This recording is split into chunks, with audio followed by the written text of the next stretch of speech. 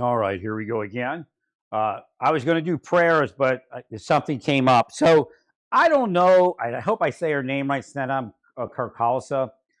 She's a musician with the Yogi Bhajan people, or was. I don't know where she is in life, but I help power her thing because when I go into your music, I help power it. It's just because I carry a power of God and other creation that generally wouldn't normally be in your music from other.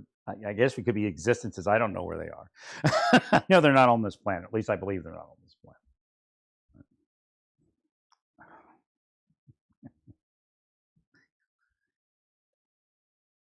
But inside, I helped her life. I don't know her, but she came. I don't remember if it's a dream or a vision. This was like in 2005. So we have those kitchens we feed people with, and I power those. She might even power them too. Right? So it comes from the Sikh tradition of langar, but again, comes from inside of each of us that we care about people and want them to have food. Right? That's how that exists, which means it's a meal. And generally, it's only on Sundays, but in some communities, it was every day. So the idea is this, and it may have been her and I thinking, and she may not even know who she's thinking with. Right.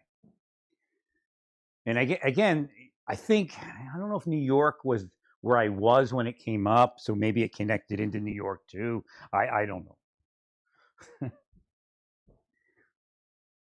But we were there, and we were speaking about the street corner kitchens.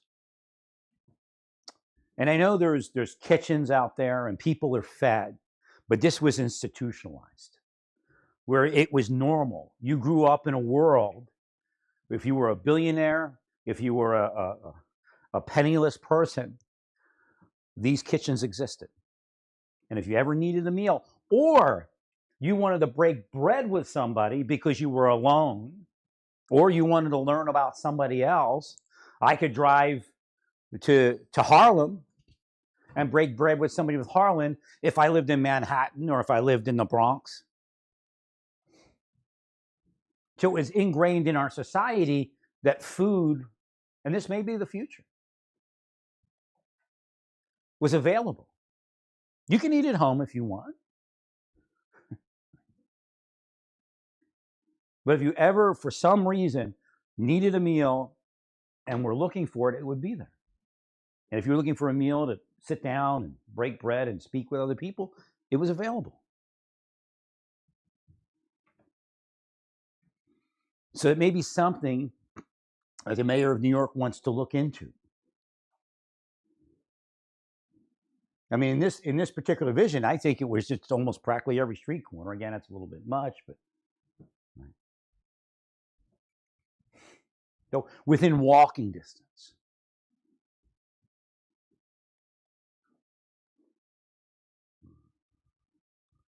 And again, I looked at this post from Elon, and Nazis were leftists. Well, nah, they're not, Nazis were neither left nor right. I think what's happening is everybody's trying to play my team, your team, because there is a responsibility on the left to certain things. Again, who someone is today and they call themselves left or they call themselves right isn't necessarily true. Republicans knew they had an ethical and a moral responsibility for quote unquote big government, because if we had the money, we feed people. Yeshua ben David fed people. Whatever other religious thing you're into, they fed people. So there is an obligation for a right-wing person to establish government to care for people. Conservative doesn't mean that there's no government. But it does mean, and again, the leftists, as they call them, should be focused on this also, because this is really what makes you outside the norm and people are putting you out. If you get the money, you have to responsibly, if you are that bigger government, you have to responsibly run the programs. Not to say that Republicans, who knows, the $10,000 toilet seat may have been a scam where somebody got a kickback. Right? We don't know. They don't investigate those. The military was paying, I don't know how much it was, maybe $500 a toilet seat or something. At one point, I remember that was one of the things. So this idea where Nazis are leftists is bullshit. They're neither left nor right, if you ask me.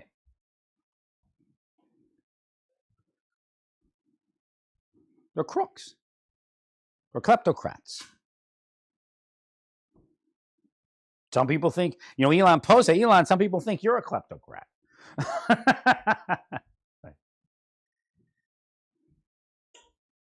So again, the idea is that as a conservative, the idea of who are conservatives today is bullshit. Again, if you're a conservative and want to feed people, for a while they were calling you a rhino. That's kind of slipped by the wayside because Trump's a rhino now. Right? Because there's only one way to run government. And again, the further you get away from that, the less successful it is. So you may be able to run a government, but you're not running at peak performance because you're my team, your team.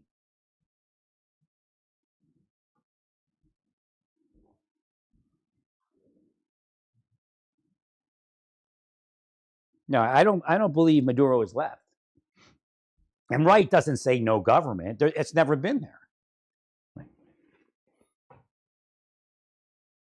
Again, they tried to so what's happening is people that don't want to pay any tax money for what they've been given in this nation, more so than anyone else, they always want to come up with this idea that big government is bad and that conservatives are now supposedly no government. That's bullshit.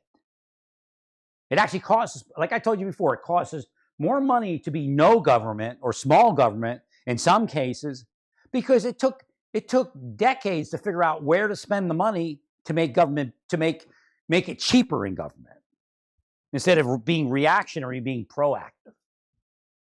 But the problem is, again, the Democrats abuse that. So if you're playing my team, your team, and you don't, you have to look at your team and figure out who's spending too much money in the wrong place. Because what you're doing is, the Democrats are taking the money that was meant to help feed people and giving it to something else or someone else. Like the Americans on SNAP, barely getting by, and the immigrants just walking around grabbing money all day. Veterans barely getting by, immigrants running around. So again, there are a bad group of immigrants. We have to be honest. And they're not all charged with a crime. But they are engaged in criminal activity, including money laundering.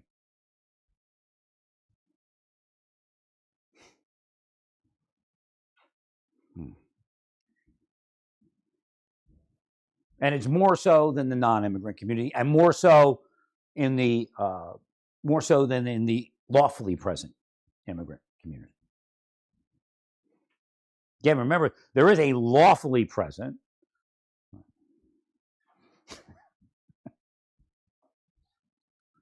Well, you have to shore up the system so people come here and say, hey, we need to obey the laws because they're going to kick us out of here. You have to do something to stop the drinking and driving just because we can do it. When you come here from Mexico, Mexico has very lax drinking and driving, has very lax rape and sex crime laws. Again, Afghanistan, same thing with rape and sex crime laws. So they come here and they just want situation normal.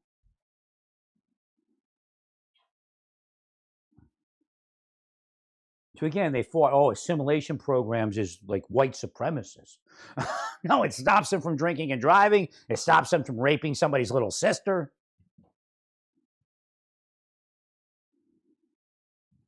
There has to be a scared straight segment of the assimilation program from the government, helping these people assimilate. Well, because once upon a time, the rabbi, he gave you a scared straight program and you didn't do it when you came to the United States. Like the pizzeria owner, he gave you a scared straight thing. Right. The Irish bar owner, you're getting drunk, but he said, you don't do that. They'll put you away for a long time, even kill you. Well, they'll kill us. They hate us.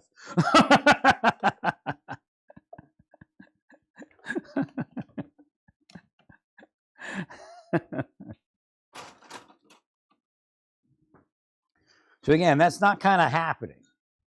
So we need to find some place to run a scared straight program from the Justice Department when they get here.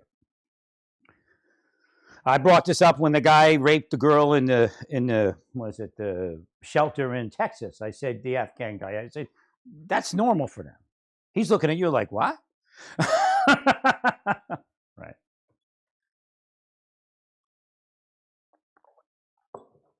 At the very worst, they'll give him a week, in jail, cleaning the floors in the jail or something. Right.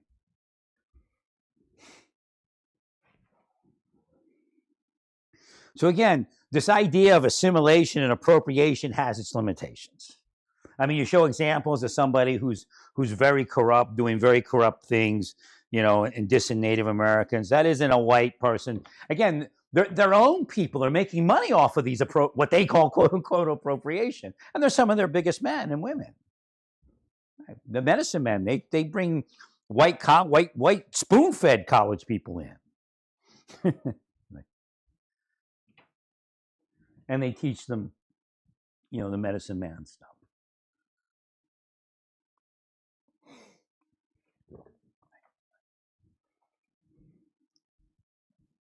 So again, it's not appropriation when you're making like $2,000 a month from them. Right. But then they can't say anything once they learn it, because then it's appropriation. Right.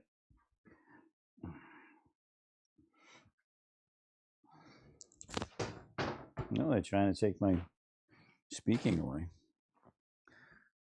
I'll grab my microphone in a while. Metaphysics.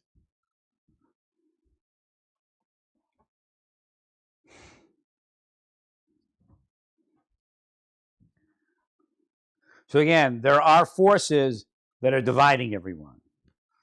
There are forces speaking out in certain ways that are designed to empower them and depower everyone else. And they make you believe that's the only way to be. And it's false. Empowerment is the way to be. And you don't want to depower the billionaire. But again, if you tax him 2%, it's no big deal. I see Elon he's obsessed with money. He really is. In fact, he's so obsessed with money, his own money, that it's going to cost him probably more money in the end. And cost the nation more money.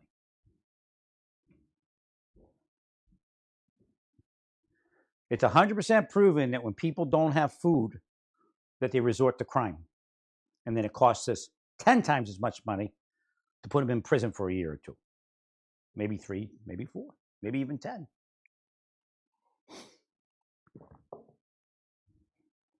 It doesn't mean that you don't enforce the law, but you find, again, this is what that was. And the Democrats broke it. They stole the money. But we found that if we engaged in certain programs, we wouldn't have to lock these people up. So the idea isn't not charging crimes, because that's where the Democrats eventually went, because then you get the mess you had in New York and everywhere else. But there are stuff that we learned for years. It's just getting that money to where it's supposed to be, and not having that person rip off that money. I mean, we saw going to the Somali community, that money was ripped off. All that money paid for nothing. For nothing, to make Somalis party animals, taking over the United States. That's not racist to me. That's racist to them. I agree, Larry.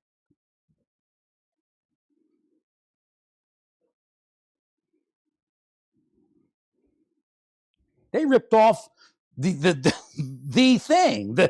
Democratic Party. Those Somalis ripped off the Democratic Party in their program.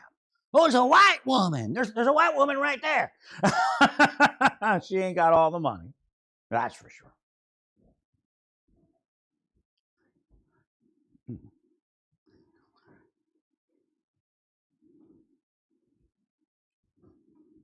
We found a white woman. She's responsible for all of it.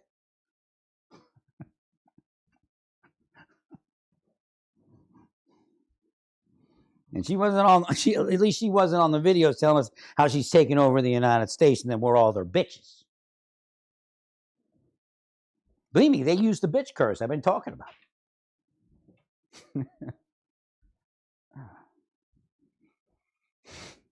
So again, the only way to win is the truth. The only way, and I don't speak about winning. I speak about succeeding. I told the Trump administration, it's not about winning, it's about succeeding. Once you get to the point of success, then winning doesn't matter. Everybody can win at that point. So like I said, what you want to look into is open free kitchens and making them well places. Inspect them, everything. What are you feeding today? Oh, nobody wants to eat this. It looks like prison slop. We need to change that. Again, there was a man, Srila Prabhupada. That's who he was. He was the Hare Krishnas, but what was he doing? He was opening up kitchens. He was opening up a place. He was opening up the guardian angels of a spiritual nature for people that would formerly be in like a sex cult or a drug cult or a combination of all that. They would go there. And again, there was sexuality, there was some drugs, but it wasn't the same thing. And he would run his kitchens real tight.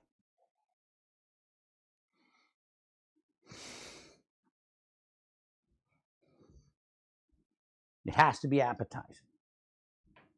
Because what you're trying to do is restore normalcy to people, some people that haven't seen normalcy their whole life.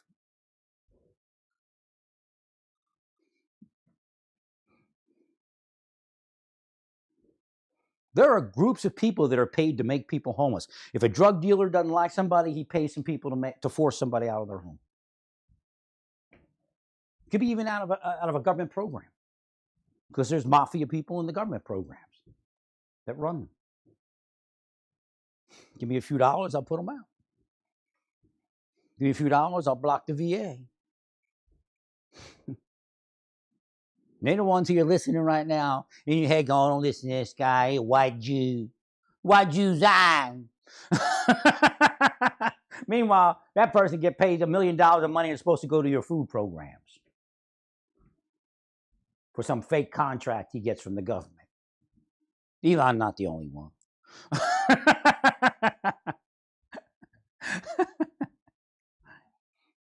Do you see it's not only Elon?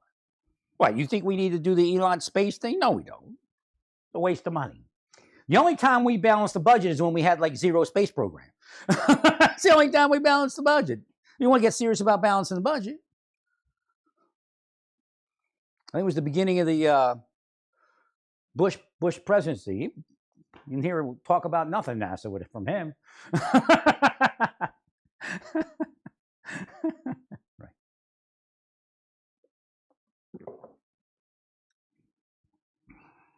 I think it's a pipe dream to believe in flying away from this nation adds to us in any way, or from the planet. When I first woke up, yeah, I was like, God was in my mind, said it's going to be it'll be this many years, and it was like way off in the future before we're going to need it. But we have to develop a space program over, there's millions of years or something to get off of the planet. And at that point, there was no talk of the planet becoming unlivable. Zero. But you all continued on in evil. And that's what did it. It's all metaphysics. I'm telling you right now. Love your neighbor actually builds up the world. But you can't just walk out there and smile and say, I love my neighbor. You actually have to love your neighbor. No, I didn't say F your neighbor. I said love your neighbor. Not having sex or the what do they call that? The figurative. All right. No, see, what God never told you is it wasn't an option.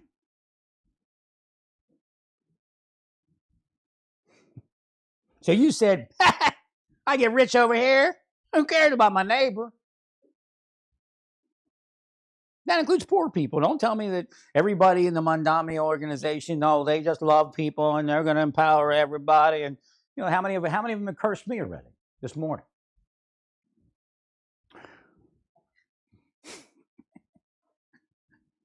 If you don't love your neighbor, we're never going to get anywhere. That's what changed in the world. Rabbi Yeshua ben David is absolutely a genius, but you have to know what he said. Do you think when he said that certain people can't get to heaven, do you think he was on that list? Or actually, I think it may have been his people that actually said it. He's on that list. You can watch Yeshua David sin. He sins everywhere. He actually commits an abomination here or there. But what was the difference? It was not his intention to do any of the wrongs that he did. That's metaphysical.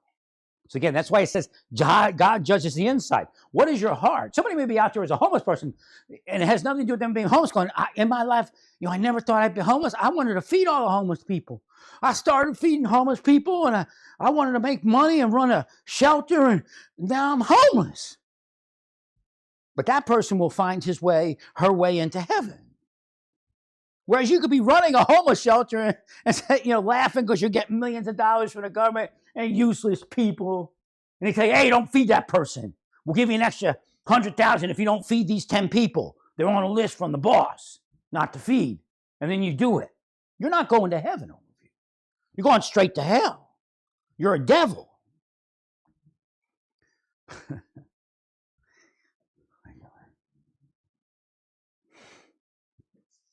So the people you're actually feeding are cursed because they're good people and they end up homeless and without food. And they're the ones going to heaven because their heart is still the same.